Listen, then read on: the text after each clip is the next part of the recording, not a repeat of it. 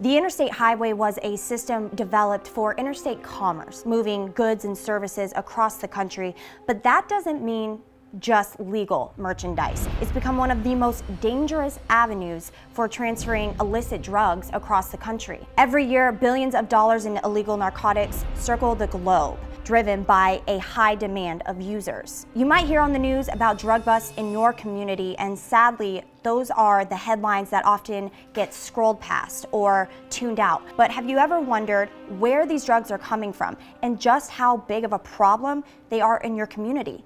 I went out to get those answers.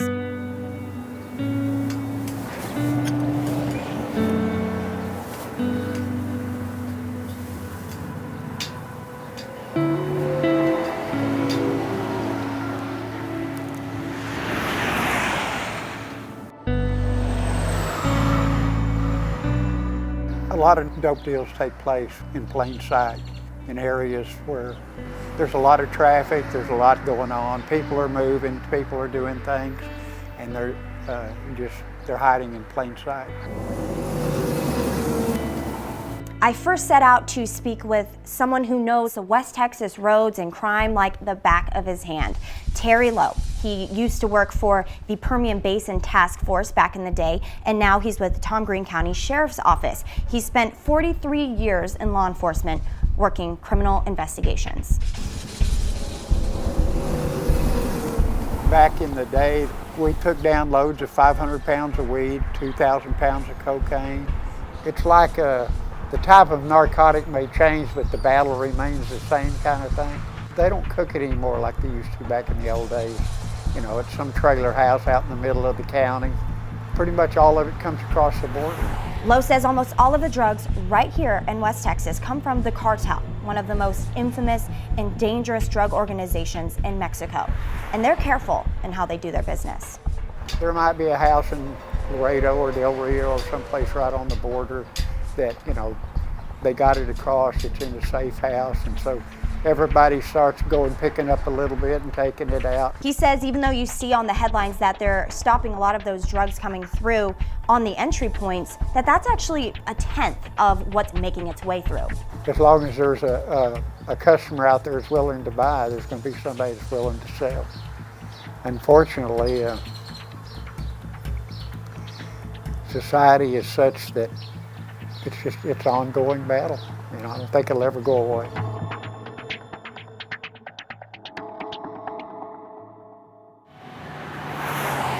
Drug busts happen on our interstate highways all the time. That might be the more glamorous way to catch a big bust and make the headlines.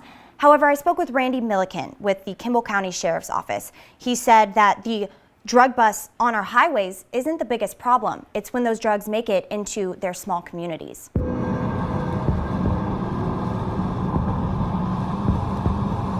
We see drugs and human smuggling, which is the worst, coming into the county, coming through the east, and then we see guns and money going back into Mexico. Randy points out that illicit drugs are one of the biggest driving economic factors in Mexico, whether that be the drug itself, protection, smuggling, transportation, it all relates back to narcotics. We had a group, they were driving a particular style of truck, and they were wearing black clothes.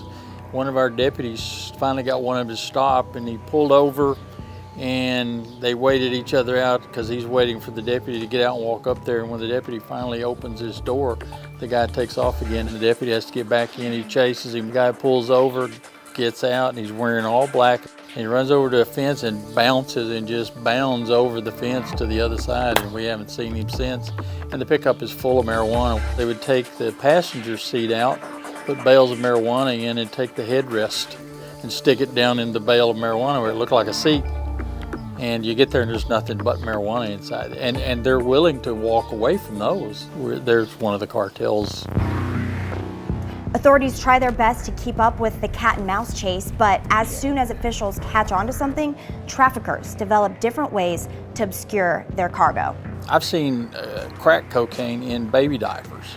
A child is secured in a safety seat and it's got crack cocaine in its diaper. People don't care. The hiding places are endless. You know, inside a hollow door. We found drugs inside a crucifix hanging on the wall. They're ingenious. I mean, it behooves them to find other ways. When we get wise to one way, they go another direction. In their drug roundup a couple of years ago, the Kimball County Sheriff's Office arrested 29 Junction residents, all of which they knew. In a small town like that, 29 people is a lot. You know, we traced a lot of ours coming out of San Angelo. The larger the city, the larger the problem. But it's more evident in our small communities because we live with these people, we work with these people, we know their mothers, their dads, and it's what makes it really hurts in a small community because you see people that you've known all your life or all of their lives, you see them wasting their lives with this. There's property crimes, trespassing, assaultive behavior when people are high on drugs. They can't find a job here because people know their history, know who they are, know they're undependable, and don't want them in their place of business because customers don't want to be around them as well. Then that leaves you one option, steal to get the money because you're not going to do without it. Drug addiction knows no gender, no socioeconomic limit. It could be the person that you work with, person down the street. It could be somebody you go to church with.